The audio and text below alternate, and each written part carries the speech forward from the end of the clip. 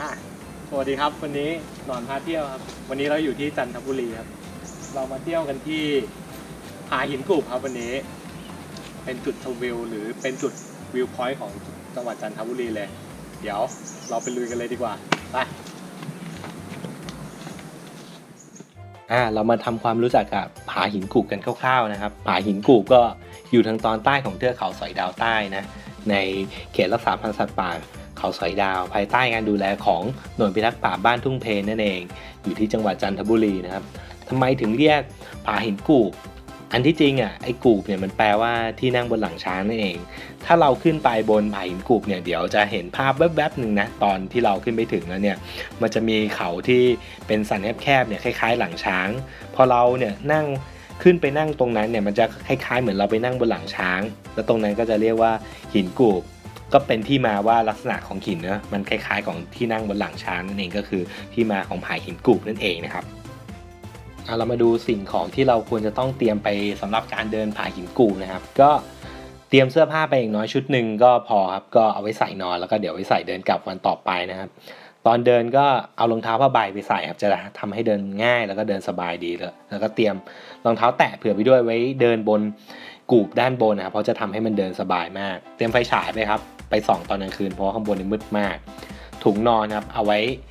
นอนที่ใต้กูบหรือแบบเอาไว้นอนตรงไหนก็ได้ครับเพราะว่ามันจะมีที่นอนค่อนข้างเยอะพอสมควรถ้าขนขึ้นไปน้อยนะครับ power bank ครับขาดไม่ได้เลยเพราะว่าข้างบนเนี่ยไม่มีไฟให้ใช้แน่นอนอาหารแล้วก็น้ำดื่มนะครับเตรียมไปตามที่เราต้องการเลยส่วนน้ำดื่มเนี่ยไม่ต้องห่วงครับมีที่เติมน้ำด้านบนเนี่ยที่2จุดนะครับยากันท่าครับเอาไปเผื่อไว้ครับเพราะว่าอย่างที่บอกครับผาหินกูบนี่คือเป็นดงท่าก็ใช้ได้เลยครับก็ค่อนข้างพอสมควรเลยแหละถ้ามีฝนหรือแบบมีน้ำร่วงขึ้นมาก็จะเจอทากแน่นอนนะครับเต็นท์หรือเปลนะครับอันนี้คือแล้วแต่สะดวกครับจะเอาไปหรือไม่เอาไปก็ได้นะครับแล้วก็ที่ขาดไม่ได้เลยถุงขยะครับห้ามลืมครับเพราะว่าเราต้องเก็บขยะกลับมาด้วยนะครับเดี๋ยวเรามาดูกันดีกว่าว่าผากูบอยู่ตรงไหนก็อยู่ที่จังหวัดจันทบุรีนั่นเองนะครับก็จุดเริ่มเดินของเราต้องไปที่หน่วยพิทักษ์ป่าบ้านทุ่งเพนะครับก็ขับรถไปจริงๆเสิร์ชไม่ยากครับเสิร์ชใน Google ก็ได้ก็เมื่อเราไปถึงแล้วก็เราจะเริ่มเดินกันตรงนี้นะครับที่หน่วยพิทักษ์ป่าบ้านทุ่งเพก็ใช้ระยะเวลาประมาณ 6-8 ชั่วโมงครับเดินไปที่ผาหินกูบนะครับก็จะมีจุดผ่านทางนะหลายๆจุดให้เราผ่านก็อย่างเช่นหินเพิงหินแปดเหลี่ยมหินแหลมนะครับทางลงถ้ำที่เป็นจุดวิวพอยท์ที่คนไปถ่ายรูปกันเยอะแล้วก็สุดท้ายก็จะไปถึงที่ผากูบนะครับแล้วก็ได้เวลาที่เราจะไปลุยกันแล้วครับไปกันเลยตื่นไงพร้อมไงบ้างนะเดินป่าสบาย4 รอบเต้นมากครับเดินป่าครั้งแรก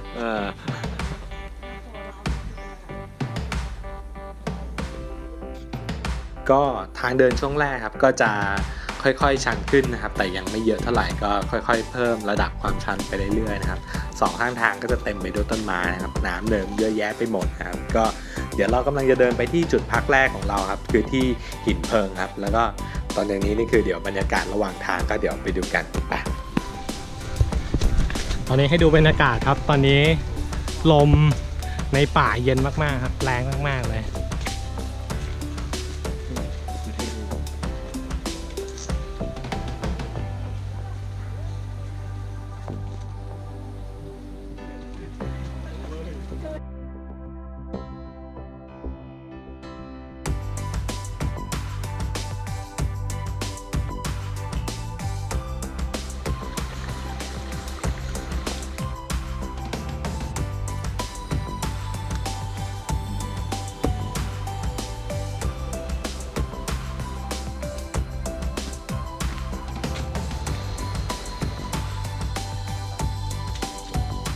มาอยู่กันที่เหมือนเป็นหินสามเหลี่ยมก้อนใหญ่มากก็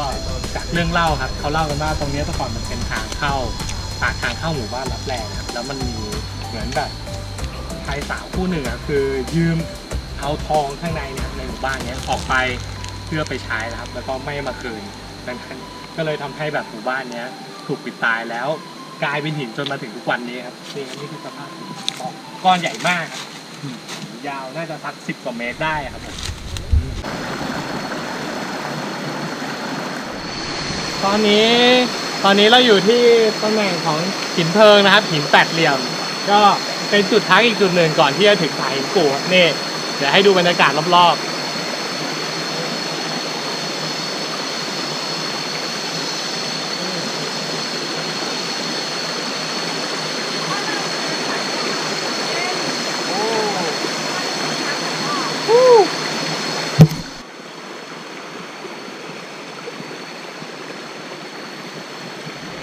โอเคสดชื่น ๆเฮ้ย พร้อมลุยต่อ อ๋อยังไงบ้างครับ เยี่ยมเย็นมากๆหายเหนื่อยแล้วครับเนี่ย โอ้โหยังไงบ้าง สบายตั้งแต่เช้าแล้วอ่ะเช้าอ่ะ ถ้ากัด โอ้เดี๋ยวจะหาว่ามาไม่ถึง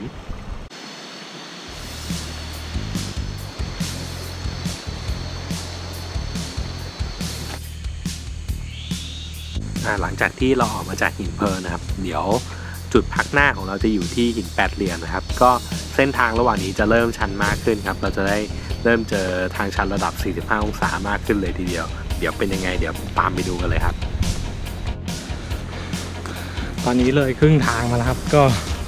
ทางค่อนข้างชันเลยครับก็น่าจะ 45 องศาได้นี่สภาพเป็นอย่างที่เห็น เดินชันสูงขึ้นไปเรื่อย สบายดีสนุกครับ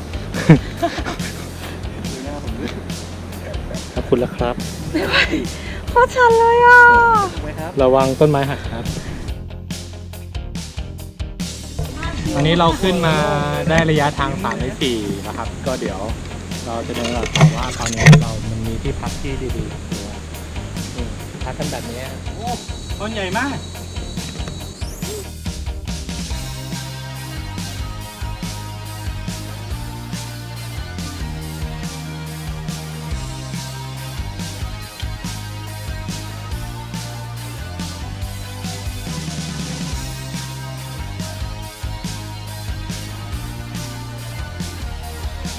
ถึงแล้ว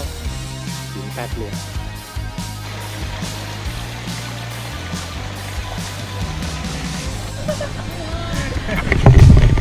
ตอนนี้เราอยู่ที่ตรงหินแปดเหลี่ยมแล้วครับผมนี่จะเห็นว่าหินก้อนใหญ่มากครับแปดเหลี่ยม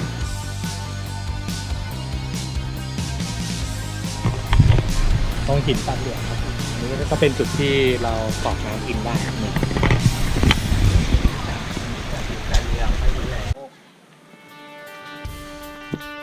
ก็หลังจากที่เราออกมาจากหินแปดเหลี่ยมนะครับต่อไปสถานีต่อไปของเราก็จะเป็นที่หินแหลมนะครับ เส้นทางระหว่างนี้นะครับก็จะเจอความชันของจริงแล้วครับก็จะเจอความชันตั้งแต่ 45 องศาถึง 60 องศาไปเลยนะครับแล้วก็รับรองว่าหมดแรงแน่นอนครับถ้าใครได้มา แล้วก็ช่วงท้ายก่อนถึงหินแหลมเนี่ยก็เดี๋ยวเราจะได้ลุยเข้าไปในป่าไผ่นะครับก็เดี๋ยวบรรยากาศเป็นยังไงติดตามชมเส้นทางนี้ได้เลยครับหอบแห้งๆแน่นอนครับตอนนี้ก็เริ่มเป็นทางเดินช่วงโค้งสุดท้ายครับทางชันมากครับแล้วก็เดี๋ยวจะให้ดูภาพครับให้ดูเลยดีกว่าครับโอ้นี่ครับ60 องศาขึ้นไปครับแล้วด้านข้างครับเห็นไหมครับโหมีก้อนหินใหญ่มากต้องเห็นกับตาครับนี่อุ้ยนี่ครับโหนี่เทียบกับตัวคนนะครับเบลเลอร์เลยครับนี่ครับเส้นทางครับโอ้โหอย่างชันครับบอกเลยโอ้โห2 เท้าไม่พอครับต้อง4 เท้าครับสวัสดีครับท่านผู้ชมเดี๋ยวเรากำลังจะเข้าไปใกล้กับถ้ำหินตะเกียนะครับนี่ระวังใหญ่มากๆเลยครับโอ้โหสุดยอดครับนี่ครับโอ้โหอลังการมากฮะให้ดูใกล้ๆครับเป็นต้นไม้ใหญ่ผ้านะครับไปที่ก้อนหินนะครับโอ้โห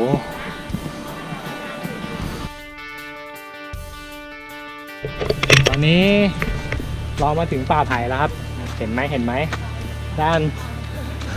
ข้างของพวกเราเป็นป่าไผ่สูงริ้วเลย มาแล้วครับนี่ป่าไผ่ในตำนานครับของผาหินกูบก็มีทั้งไผ่เต็มไปหมดแล้วก็ความชันที่ไม่เป็นสองรองใครครับโอ้โหดูครับแต่ละคนครับหมดสภาพกันไปเลยทีเดียวนะฮะและนี่ครับดูครับโอ้โหชันแค่ไหนครับต้องมีเชือกครับให้เราคอยพยุงตัวขึ้นไปครับโอ้โหชันมากๆ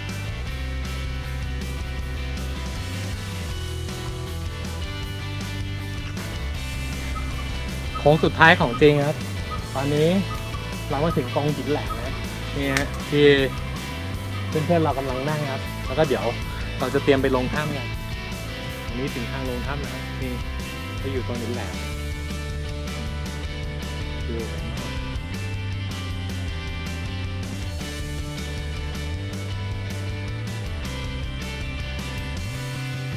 หลังจากที่เราออกจากหินแหลมนะครับก็เส้นทางนี้ก็จะเป็นเส้นทางสุดท้ายแล้วก่อนที่จะถึงผาหินกูบของเรานะก็เส้นทางนะครับก็จะขึ้นชันแบบชันเลยแหละชันมากๆเหมือนแบบเส้นทางเมื่อกี้เลย60องศามีให้เห็นแน่นอนก็จะมีปนทั้งหินเส้นทางเดินที่เป็นหินจะเข้ามามากขึ้นนะครับแล้วก็เราจะผ่านจุดวิวพอยต์จุดหนึ่งที่คนมักจะมาถ่ายรูปกันก็คือจุดลงถ้ำเนอะจะเป็นช่องเขาช่องถ้ำนะหิน2ก้อนนะมาวางทับกัน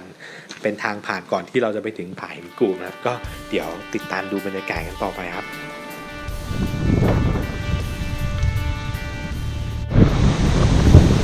ตอนนี้ตัดมาช็อตก่อนลงถ้ำอีกแล้วนะครับตอนนี้เราเดินล้อเข่ามาตอนนี้ลมเย็นแล้วก็แรงมากๆดูให้ดูบรรยากาศด้านหลังเห็นไหมใบไม้ปลิวแรงมากอันนี้ฮะเราอยู่ที่หน้าถ้ำแล้วครับเรากำลังจะลงถ้ำแล้วครับผมนี่เป็นถ้ำของเรานะครับเดี๋ยวให้ดูฮะนี่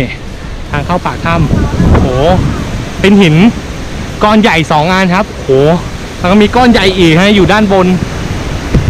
สุดยอดครับนี่เดี๋ยวพามาดูครับโอ้โหในถ้ำนะนี่ในถ้ำเดี๋ยวเราเดินเข้าถ้ำกันไปฮะเดินเข้าถ้ำกันโอ้โหตอนนี้เราเข้ามาในถ้ำแล้วครับโอ้โหจะบอกว่าเป็นช่องลมดีๆนี่เองครับเย็นมากโอ้ยยอดครับหากูกับหาเที่ยวครับออกมานอกถ้ำแล้วครับนี่สันคมมีดครับโอ้โห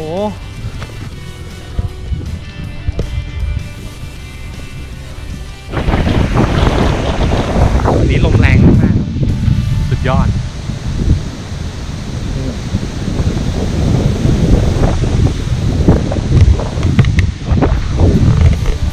ว่าปิดมากๆตอนนี้ลมเย็นแล้วก็แรงสะใจในที่สุดครับเราก็ถึงผาหินกูบจนได้ครับสัปดาห์ที่เราไปกันเนี่ยครับโอ้โหจะบอกเลยว่าคนเยอะมากๆครับโอ้โหพันล้านนะครับก็อาทิตย์นี้ขึ้นไป70คนครับไม่รู้ขึ้นกันมาได้ยังไงครับโอ้โหเอาเป็นวันแน่นมากๆครับแต่วิวก็ยังโอเคครับสำหรับเย็นนี้ยอด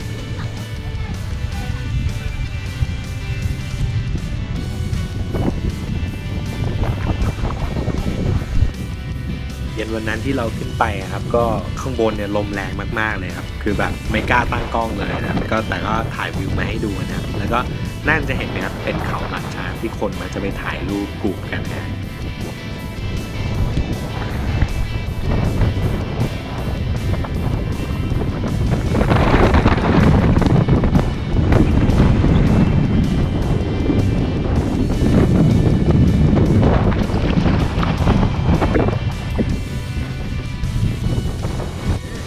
สภาพที่นอนครับหลังจากที่ปล่อยคนขึ้นมาเยอะเกินครับก็เป็นอย่างนี้แหละ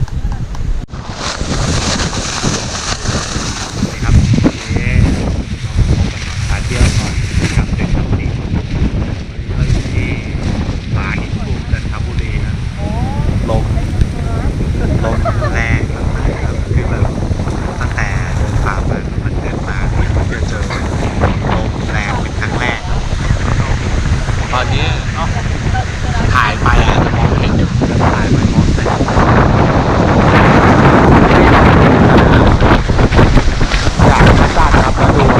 มีใบไม้ครับมันคล้ายกับต้นไม้ที่สูงมากครับแบบ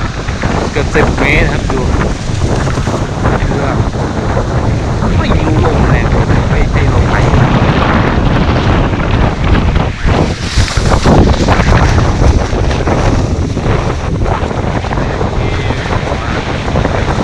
นประสบการณ์ที่ไม่สามารถที่จะเห็นได้ด้วยในวิดีโอมันเจอด้วยตัวเองครับไม่รู้ว่ามาเที่ยวที่สบายนะครับแล้วเดี๋ยวเราไปเก็บบรรยากาศกันต่อครับ Amazing Thailand ก็ตั้งแต่หลังเที่ยงคืนมาครับฝนได้ถล่มลงมาครับก็กวาดทุกอย่างเรียบครับก็ใครตั้งเต็นท์ก็ปลิวครับส่วนพวกผมก็นอนแช่ฝนกันไปครับเพราะว่า ไม่มีที่นอนแล้วเพราะว่าที่เต็มครับก็เดี๋ยวตัดภาพกันมาตอนเช้าเลยแล้วกันครับดูสภาพครับ เย้พิชิตแล้วน้ำตาจะไหลหนาวด้วยเราให้ดูบรรยากาศครับนี่ครับ อันนี้เป็นบรรยากาศตั้งแต่เมื่อคืนครับ ก่อนเที่ยงคืนคือลมแรงมากแล้วก็หลังเที่ยงคืนจนถึงณตอนนี้ก็คือฝนตกบรรยากาศนี่ครับบรรยากาศของเรานะฮะนี่แล้วสำหรับหาสูงครับนี่ครับวิวพอยต์ครับดูครับสุดยอดครับ เห็นเป็นสีเดียวกันหมดครับสีหมอก นั่นแหละครับเพื่อนๆนี่ก็เป็นอีกทริปหนึ่งของหนอนพาเที่ยวนะครับก็อาจจะไม่มีภาพสวยๆนะครับแต่ว่าก็น่าจะได้เห็นมุมอีกมุมหนึ่งของป่าหินกูบได้นะครับในเวลาฝนตกนะครับเดี๋ยวเรามาดูภาพรวมของเส้นทางเดินของผาหินกูบตั้งแต่แรกจนถึงผาหินกูบเลยก็จะเห็นว่าช่วงแรกเนาะมันจะไม่ค่อยชันเท่าไหร่จนมาถึงแบบประมาณหิน8 เหลี่ยมนะครับแล้วจะชันสูงมากเลยแล้วก็ระยะทางรวมไม่น่าเชื่อครับประมาณ9 โลกว่านะเกือบ10 โลนะที่ระดับความสูงประมาณ900 เมตรนะครับก็ใครจะมาก็เตรียมตัวมานิดนึงจะได้แบบเดินคล่องๆสบายๆนะครับโอเคแล้วเดี๋ยวไว้เจอกันนะครับผมคลิปต่อไป